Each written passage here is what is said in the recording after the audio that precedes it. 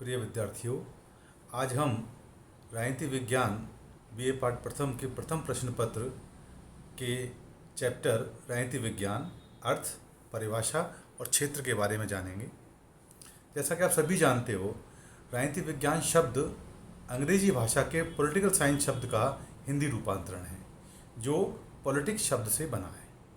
Politics शब्द की उत्पत्ति यूनानी भाषा के पॉलिश शब्द से हुई है, जिसका उस भाषा में अर्थ है नगर राज्य, अर्थात सिटी स्टेट।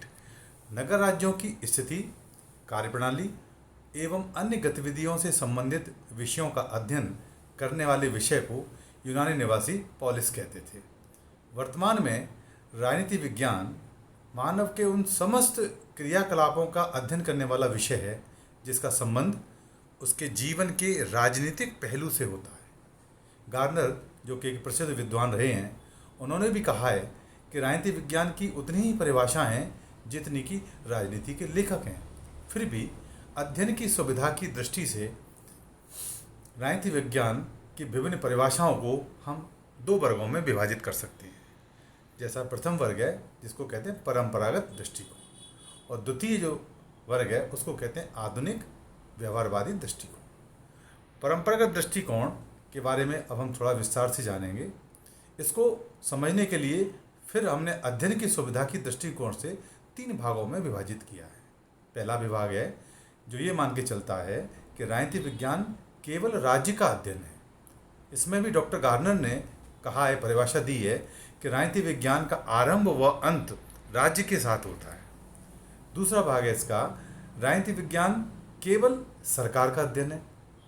इसमें लीकॉक जैसे प्रसिद्ध विद्वान ने कहा है कि राजनीति विज्ञान सरकार से संबंधित है, उसे सरकार से जिसका आधार व्यापक अर्थ में प्राधिकार मूलभूत विचार है। और तीसरा इसका भाग है, राजनीति विज्ञान राज्य और सरकार दोनों का अध्ययन है। इसमें गिलक्राइस्ट जैसे प्रमुख विद्वान ने कहा है कि राजनीति विज्ञान राज्य सरकार की सामान्य समस्याओं का अध्ययन है। परिभाषा संबंधी आधुनिक व्यवहारवादी दृष्टिकोण के बारे में यदि हम जानें तो लासवेल, हेरल्ड लासवेल, उन्होंने लिखा है कि राजनीति विज्ञान का अभीष्ट वह राजनीति है जो यह बताए कि कौन, कब और कैसे प्राप्त करता है। Who gets what, when and how. Robert A Dahl भी कहते हैं कि किसी भी राजनीतिक व्यवस्था में शक्ति, शासन अथवा सत्ता का बड़ा महत्व है। संक्षेप में राजनीति विज्ञान मनुष्य के उन क्रियाकलापों का अध्ययन करने वाला विज्ञान है जिसका संबंध उसके जीवन के राजनीतिक पहलू से होता है, तथा उस अध्ययन में मनुष्य के जीवन के राजनीतिक, सामाजिक, आर्थिक, धार्मिक, नैतिक आदि पहलुओं के पारस्परिक प्रभावों का अध्ययन करते हुए यह देखता है कि मानव के जीवन के राजनीतिक पहलू उसके अन्य पहलुओं को और अन्य पहलू उसके राजनीतिक पहलू को किस प्रकार प्रभावित करते हैं। तो ये हमने जाना कि जो विभिन्न दो प्रकार के दृष्टिकोण जो राजनीति विज्ञान के अध्ययन में आते हैं, एक है परंपरागत दृष्टिकोण और दूसरा है व्यवहारवादी दृष्टिकोण या आधुनिक दृष्टिकोण। यदि हमसे ये पूछा जाए कि राजनीति विज्ञान का विषय क्षेत्र क्या है, इसमें किन किन विषयों का अध्ययन किया जाता है, तो उसके बारे में हम जानना चाहेंगे। राजनीति विज्ञान का क्षेत्र का पर्याय इसकी विषय वस्तु है, परंतु राजनीति विज्ञान के क्षेत्र के विषय वस्तु पर राजनीति वैज्ञानिक एक मत नहीं है, ठीक उसी तरह से जैसे राजनीति विज्ञान की परिभाषा के बारे में नहीं है। सभ्यता, संस्कृति और विकासशीलता के कारण राजनीति विज्ञान का क्षेत्र हमेशा परिवर्तनशील रहा है। इस प्रकार राज्य, सरकार व मानव तीनों ही राजनीति विज्ञान के अध्ययन की विषय वस्तु हैं। इन तीनों में से किसी एक के बिना भी राजनीति विज्ञान का क्षेत्र पूर्णत्व को प्राप्त नहीं हो सकता है और अध्ययन एकांगी हो जाएगा। उपयुक्त विवेचन के आधार पर राजनीति विज्ञान के अध्ययन क्षेत्र में सम्मिलित विषय सामग्री में 3-4 बातें शामिल होती हैं। पहला, राज्य का अध्ययन। दूसरा, सरकार का अध्ययन। तीसरा, मनुष्य का अध्ययन। चौथा, संघ एवं संस्थाओं का अध्ययन। पांचवा, अंतर्राष्ट्रीय कानून एवं संबंधों का अध्ययन। और छठवां, वर्तमान राजनीतिक समस्याओं का अध्ययन। अब हम राज्य के अध्ययन के बारे में थोड़ी चर्चा करेंगे। राजनीति विज्ञान के अध्ययन का प्रमुख तत्व राज्य है, क्योंकि गार्डनर ने तो यहाँ तक स्पष्ट कर दिया है कि राजनीति विज्ञान का अध्ययन का प्रारंभ और अंत राज्य से होता है। वहीं प्रोफेसर लास्की ने भी कहा है कि राजनीति विज्ञान के अध्ययन का संबंध संगठित राज्यों से संबंधित मानव जीवन से है। गिलक्राइस्ट ने भी कहा है कि राज्य क्या है, राज्य क्या कर रहा है, राज्य को क्या होना चाहिए, राजनीति विज्ञान यह बताता है। अतः यह स्पष्ट है कि राजनीति विज्ञान राज्य के अतीत, वर्तमान और भविष्य तीनों कालों का अध्ययन किया जाता है, जिसका विवेचन हम इस प्रकार कर सकते हैं। जैसे राज्य का अतीत एवं ऐतिहासिक स्वरूप। राज्य के सही अध्ययन के लिए राज्य के अतीत या उसके ऐतिहासिक स्वरूप को जानना अत्यंत आवश्यक है, क्योंकि अतीत में राज्य को नगर राज्य, सिटी स्टेट, जैसा कि मैंने पूर्व में बताया था, कहा जाता है। मध्यकाल में हमने देखा कि राज्य को एक ईश्वरीय अंश माना गया और उसे ईश्वर का प्रतिनिधि माना जाता था। राजा को ईश्वर का प्रतिनिधि माना जाता था और इसलिए राजा की आज्ञा सर्वोपरि कानून के रूप में स्वीकार होती थी, क्योंकि राजा ईश्वर का प्रतिनिधि होता था, जिसको हम राज्य के दैवीय सिद्धांत के तहत अपन पढ़ते आए हैं। इसी प्रकार राज्य के पास अनेक असीमित शक्तियाँ थीं, परंतु धीरे धीरे नगर राज्यों के आकार में वृद्धि होती गई और राज्य संबंधी विचारधाराओं में भी परिवर्तन होता रहा। राज्य के अतीत के अध्ययन में राज्य की उत्पत्ति, उसके संगठन, उसके आधारभूत तत्वों, यूनानी शासन व्यवस्थाओं, प्रजातंत्र के विचारों का विकास, राजनीतिक क्रांतियों के कारण, उसके परिणाम, राज्य के सिद्धांत, उद्देश्य, प्रभु सत्ता का ऐतिहासिक स्वरूप आदि सम्मिलित है। और यह तत्व ही राजनीति विज्ञान के अध्ययन की विषय वस्तु है, जिसका परिणाम राज्य का वर्तमान स्वरूप है। वहीं यदि हम राज्य के वर्तमान स्वरूप के बारे में चर्चा करें तो राज्य का वर्तमान स्वरूप उसके अतीत के क्रमिक विकास का ही परिणाम है, जो कि प्राचीन नगर राज्यों की सीमाओं में वृद्धि हो जाने के कारण संभव हो सका। उन्होंने ही राष्ट्रीय राज्यों का रूप धारण कर लिया और इससे भी अधिक अब तो वसुधैव कुटुंबकम की भावना के आधार पर संपूर्ण विश्व के लिए एक ही राज्य अर्थात विश्व राज्य, वर्ल्ड स्टेट की कल्पना की जाने लगी। इसलिए विदेश नीति, अंतर्राष्ट्रीय संस्थाएं या अंतर्राष्ट्रीय संधियां या अंतर्राष्ट्रीय समझौते भी राजनीति विज्ञान के अध्ययन की विषय वस्तु बन गए। आधुनिक युग में राज्य को एक लोक कल्याणकारी संस्था माना जाता है। अतः आज मानव जीवन का कोई भी ऐसा पक्ष नहीं है जो किसी न किसी रूप में राज्य के संपर्क में ना आता हो। इसलिए मानव के सामाजिक जीवन को सुखी बनाने के लिए, उसके सर्वांगीण विकास के लिए राज्य द्वारा किए गए कार्यों का अध्ययन भी राजनीति विज्ञान की विषय वस्तु या उसके क्षेत्र में शामिल किया जाने लगा। वहीं राज्य का यदि भावी स्वरूप की चर्चा करें तो राज्य के अतीत के आधार पर, राज्य के वर्तमान के आधार पर राज्य के भावी आदर्श एवं कल्याणकारी स्वरूप की कल्पना की जा सकती है। इस प्रकार वर्तमान सदैव ही सुधारों का काल बना रहता है। अतीत एवं वर्तमान की त्रुटियों एवं असफलताओं के दुष्परिणामों के अनुभवों से भविष्य का पथ प्रशस्त होता है। इन अनुभवों के आधार पर ही राज्य के भावी आदर्श स्वरूप के निर्धारण में इस प्रकार की व्यवस्थाएं करने का प्रयास किया जाता है कि अतीत में तथा वर्तमान की समस्त उपलब्धियां तो राज्य के आधार के रूप में बनी रहें, परंतु त्रुटियों एवं असफलताओं की पुनरावृत्ति न हो।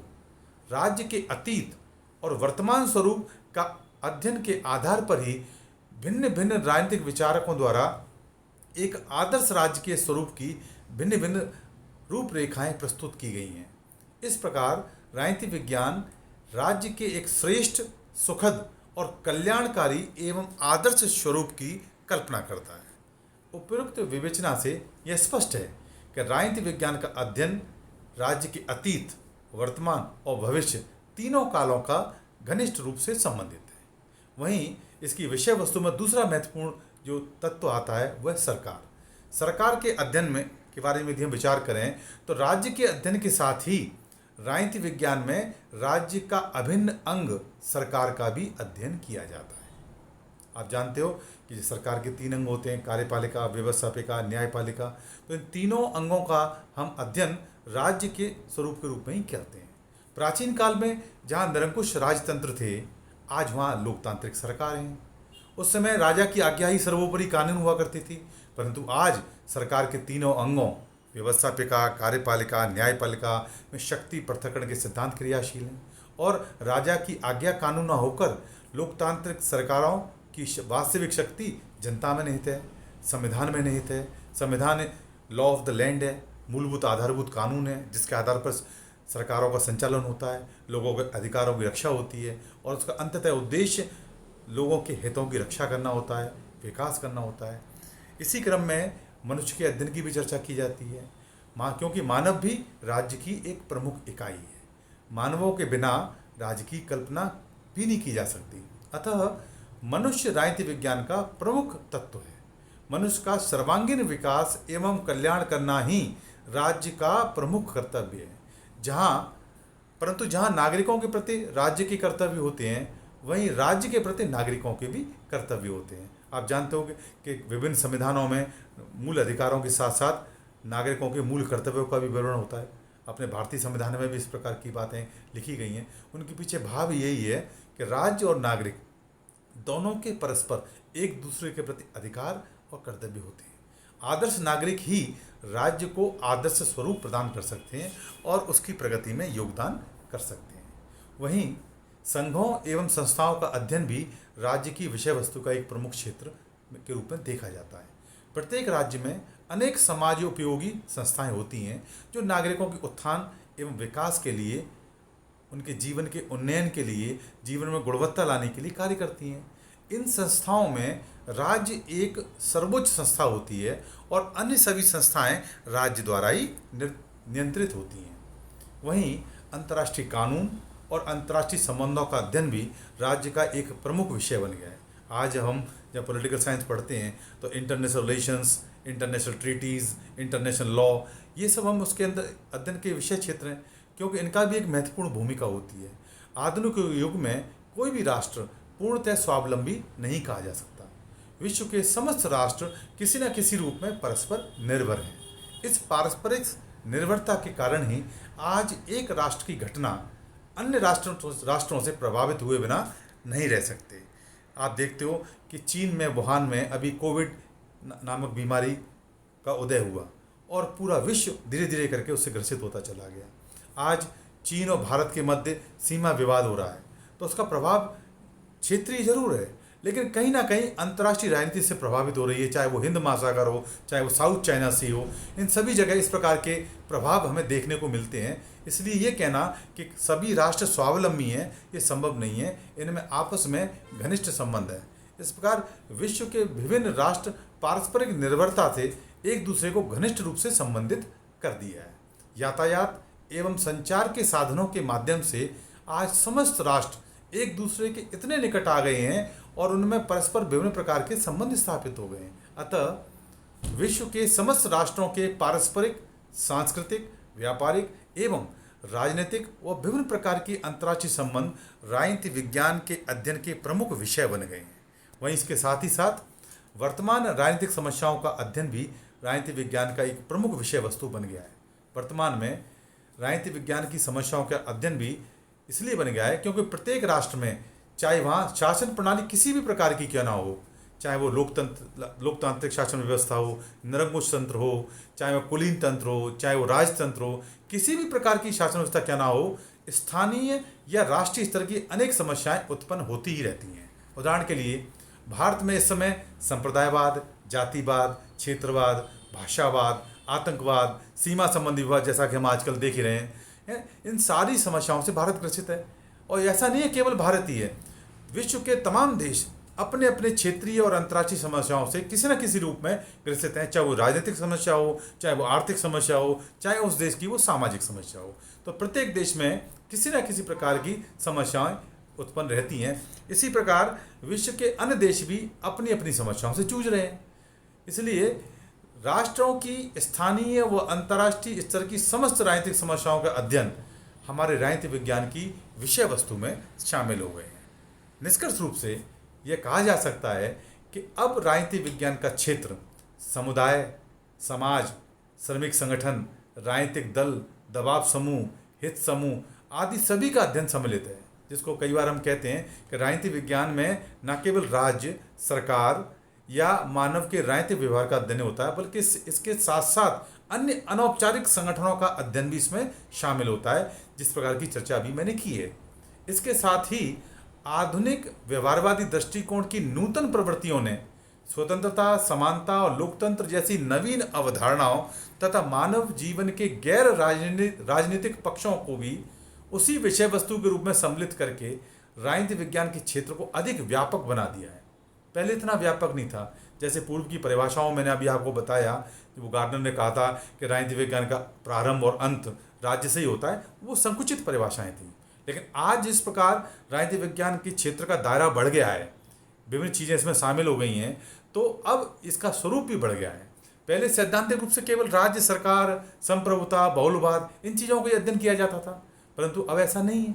अब पॉलिटिकल साइंस का क्षेत्र बहुत ही व्यापक हो गया है। इसमें अब अनेक नवीन अवधारणाएं शामिल हो गई हैं जो राजनीति विज्ञान के क्षेत्र को अत्यधिक व्यापक बना देती हैं। वर्तमान स्थिति पर प्रकाश डालते हुए रॉबर्ट डेहल ने लिखा भी है कि राजनीति विज्ञान आज मानवीय अस्तित्व का एक अपरिहार्य तत्व बन चुकी है। प्रत्येक व्यक्ति किसी न किसी रूप में, किसी न किसी प्रकार की राजनीतिक व्यवस्था से संबंध होता है। इसलिए अरस्तु ने कहा भी था कि political science is a master science. राजनीति विज्ञान एक मास्टर विज्ञान है, मास्टर साइंस है। मास्टर साइंस इस रूप में कि कोई भी विषय, कोई भी विज्ञान वर्तमान में पॉलिटिकल साइंस से संबंधित हुए बिना नहीं रह सकता और राजनीति का उस पर प्रभाव पड़ना अवश्यंभावी है।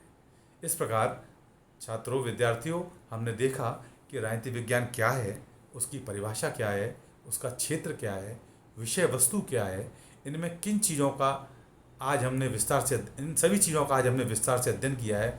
आशा है आपको विषय स्पष्ट हुआ होगा। और यदि अब निष्कर्ष रूप में हम कहें, आपसे कोई पूछे कि राजनीति विज्ञान की परिभाषा क्या है, तो आप स्पष्ट तौर से आसानी से बता सकते हो कि राजनीति विज्ञान एक सामाजिक विज्ञान है, एक सोशल साइंस है, जैसा मैंने पूर्व में बताया था।